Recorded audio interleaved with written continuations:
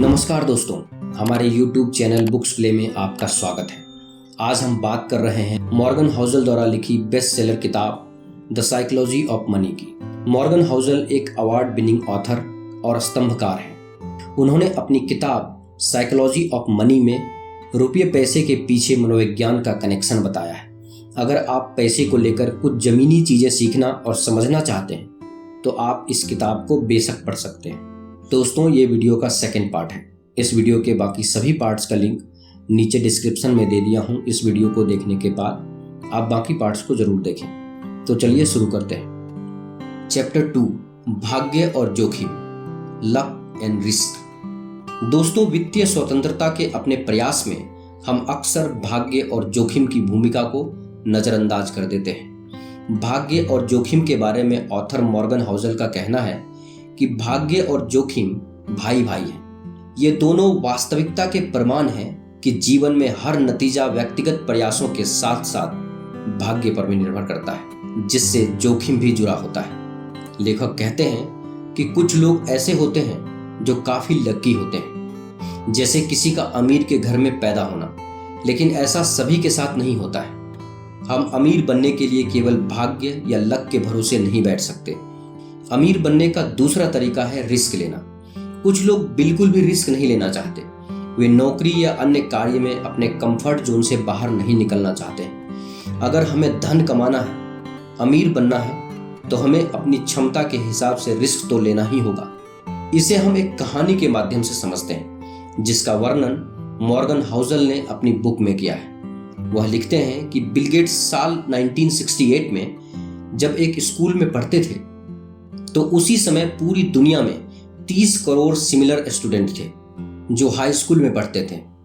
लेकिन पूरी दुनिया में द लेक साइड स्कूल कुछ ऐसे स्कूलों में से एक था जिसमें उस समय कंप्यूटर था।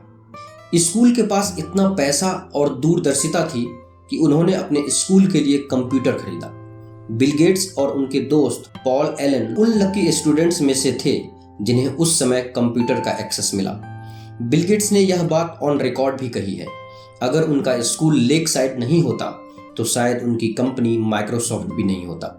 इसी तरह और भी बहुत सारे फैक्टर्स शामिल थे बिल गेट्स के सक्सेस होने में, लेकिन भाग्य उनमें से एक था। बिल गेट्स के एक और दोस्त केंट एवांस की बात करते हैं। केंट एवांस बिल गेट और पॉल एलन के बेहतरीन दोस्त थे। वे उनके सभी कंप्यूटर एडवेंचर के पार्टनर थे। बिल गेट्स का कहना है कि अगर केंट एवांस ने स्कूल खत्म किया होता तो वह निश्चित रूप से माइक्रोसॉफ्ट में फाउंडिंग पार्टनर होते। लेकिन केंट एवांस ने स्कूल खत्म ही नहीं किया। केंट एवांस स्कूल में ही एक पर्वतारोहण के एक्सीडेंट में मारे गए। उन्होंने उस जोखिम का सामना किया जो लाखों में से एक को फेस करना पड़ता है। पर्वतारोहण के लिए लाखों लोग जाते हैं, लेकिन मरता लाखों में से कोई एक ही है। लेखक भाग्य और जोखिम का कॉन्सेप्ट इस उदाहरण से सिखाते हैं। बिल गेट्स और केंट एवांस बिल्कुल एक जैसी क्षमता रखते थे। जहां बिल गेट्स लाखों लोगों में से एक बने, उन्होंने हद से ज्यादा सफलता प्राप्त की, जिसे भाग्य भी कहा जा सकता है। वहीं केंट एवांस लाखों लोगों में से वह एक इंसान बने जिन्हें भाग्य का बिल्कुल उल्टा भयानक जोखिम को फेस करना पड़ा। जहां शुरुआत एक साथ हुई थी, वहीं भाग्य और जोखिम के कारण दिशा और परिणाम बिल्कुल उल्टे हो गए। यहाँ कहानी का मतलब यह नहीं है कि बिल गेट्स की अपार सफलता के पीछे सिर्फ किस्मत थी। किस्मत के अलावा भी बहुत फैक्टर्स हैं, लेकिन यह कहना उचित होगा कि आपके प्रयास के अलावा भी बहुत सारे फैक्टर्स होते हैं जो निर्धारित करते हैं कि परिणाम क्या होगा, जो आपके नियंत्रण में भी नहीं होते। आपको सिर्फ इस बात पर विश्वास रखना है कि अगर आप फाइनेंशियली बहुत सफल हो जाओ तो यह मत मान बैठो कि आपने जो डिसीजन लिए वह सब सही रहे, तभी आप सफल हुए और आगे भी वैसा ही होगा। अगर आप फाइनेंशियल फेलियर का सामना करते हैं तो यह मत मान लो कि जो आपने डिसीजन लिए सब गलत थे, इसीलिए आप असफल हुए। सफल होते समय भी आपके डिसीजंस हार्डवर्क के साथ बहुत सारे फैक्टर्स थे, तो आपके असफल होने पर भी आपके डिसीजंस हार्डवर्क के अलावा भी बहुत सारे फैक्टर्स थे। सफल होने पर भी जानबूझकर आगे बढ़ते रहो। असफल होने पर भी स्थितियों और परिस्थितियों को पीछे छोड़कर आगे बढ़ते चलो। जब तक कि सभी फैक्टर्स आपके पक्ष में आकर आपको सफलता ना दिला दे। चैप्टर 3, कभी भी पर्याप्त नहीं है, नेवर इनफ। दोस्तों, इस अध्याय में हम समझते हैं कि कितना पैसा काफी होता है। इस किताब का दूसरा चैप्टर हमें यह सिखाता है कि जब आपको दौलत मिलती है तब आप और लालची होते चले जाते हैं। एक बार जब आदमी पैसे कमाना शुरू कर देता है तो उसे समझ ही नहीं आता कि उसे कहाँ रुकना चाहिए, या यूं कहें तो एक बार जब आदमी पैसे कमाना शुरू कर देता है तो उसके बाद वह खुद को रोक ही नहीं पाता है। यह जरूरी है कि आप खुद से यह सवाल पूछें कि आपको आखिर कितने पैसों की जरूरत है, क्योंकि पैसों की कोई हद नहीं होती और पैसे कमाने के चक्कर में कई बार लोग खुद को और अपने आसपास के लोगों को पूरी तरह इग्नोर कर देते हैं, जिसकी वजह से कई बार उन्हें अंत में अफसोस करना पड़ता है। साथ ही ये चैप्टर हमें यह सिखाता है कि फाइनेंशियल स्किल्स एक बहुत ही मुश्किल चीज है। मतलब पैसे कमाना सीखने के बाद खुद को पैसे कमाने से रोकना बहुत ही ज्यादा मुश्किल होता है। ज्यादा पैसे की वजह से आपके पास ज्यादा पावर, ज्यादा फेम आता है और यह चीज आपको सेटिस्फाइड करने की जगह आपके अंदर एम्बिशन यानी कि महत्वाकांक्षा की भावना पैदा करता है। हर किसी के लिए पैसे के मायने अलग होते हैं। कुछ लोगों के लिए जिनके पास रहने को घर भी नहीं है, उनके लिए मिनिमम वेज भी बहुत बड़ी रकम होगी। वहीं दूसरी तरफ किसी कंपनी के एग्जीक्यूटिव या अधिकारी $1,00,000 की सैलरी पर भी नाखुश रह सकते हैं। कुल मिलाकर आप कितना ज्यादा पैसा कमा रहे हैं ये आपकी खुशी नहीं तय करता, बल्कि आप किस माहौल, किस परिवेश से आ रहे हैं उस पर निर्भर करता है। साइकोलॉजी ऑफ मनी किताब में इसे समझाने के लिए लेखक कोलकाता में जन्मे रजत गुप्ता का उदाहरण देते हैं और बताते हैं कि रजत अनाथ होने के बावजूद 40 साल की उम्र में प्रेस्टीजियस कंसल्टिंग फर्म मैकिन्से के CEO बने। उनके पास 2008 के दौरान कुल $100 मिलियन थे, जिसे वह चाहते तो बैंक में रखकर इंटरेस्ट इनकम के जरिए बिना कुछ किए ही 50,000 रुपये प्रति घंटे कमाए जा सकते थे, वो भी 24 घंटे हर रोज। लेकिन यह भी उनके लिए काफी नहीं था। वह इतने पैसों से संतुष्ट नहीं थे। वह उग्रता के साथ करोड़पति से अरबपति बनना चाहते थे। उस वक्त वह गोल्डमैन सैक्स इन्वेस्टमेंट बैंकिंग कंपनी के डायरेक्टर थे। उनके पास इतना पैसा रहने के बावजूद वह लालच में आ गए और ऐसा काम कर दिया जिससे वर्षों का बना बनाया रेपुटेशन मिट्टी में मिल गई। वह बोर्ड मीटिंग में मिले सीक्रेट जानकारियों को फाइनेंशियल प्रॉफिट के लिए बेच दिया करते थे। इनसाइडर ट्रेडिंग के गुनाह में उन्हें दोषी करार देकर जेल में डाल दिया गया, जिसने उनकी इतने सालों की रेपुटेशन को मिट्टी में मिला दिया। रजत गुप्ता के उदाहरण से लेखक समझाना चाहते हैं कि ऐसे बहुत से लोग हैं जो अपनी फाइनेंशियल गोल को अचीव कर लेने के बाद भी दूसरा फाइनेंशियल गोल अचीव करना चाहते हैं। ऐसे लोग रुकते ही नहीं। एक फाइनेंशियल गोल पूरा होने के बाद दूसरे गोल को पूरा करने के लालच में लग जाते हैं। लखपति से करोड़पति और फिर अरबपति, कुछ भी उनके लिए काफी नहीं होता। यह काफी सब बहुत मायने रखता है। यह बताता है कि इंसान को फाइनेंशियली एक ठहराव निर्धारित कर लेना चाहिए। ऐसा ठहराव जिसमें आपकी सभी जरूरतें और इच्छाएं पूरी हो सके। इसके बाद सब लालच है जो आपका मानसिक शांति खराब कर सकता है। तो सबसे जरूरी फाइनेंशियल स्किल है कि आप काफी शब्द की परिभाषा जरूर बनाएं। उसके बाद रुक जाएं। पैसे से ज्यादा अपने परिवार और अपनी सुख शांति को महत्व दें। सोशल कंपैरिजन यह फाइनेंशियल स्किल प्राप्त करने में सबसे ज्यादा समस्या पैदा करता है।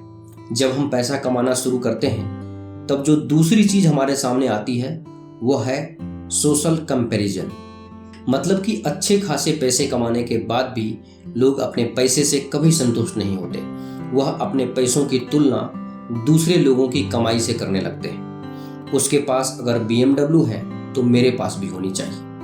BMW के बाद भी वह अपना कंपैरिजन दुनिया के सबसे अमीर आदमी से करने लगता है और उसी की तरह पैसे कमाने के पीछे भागते रहता है।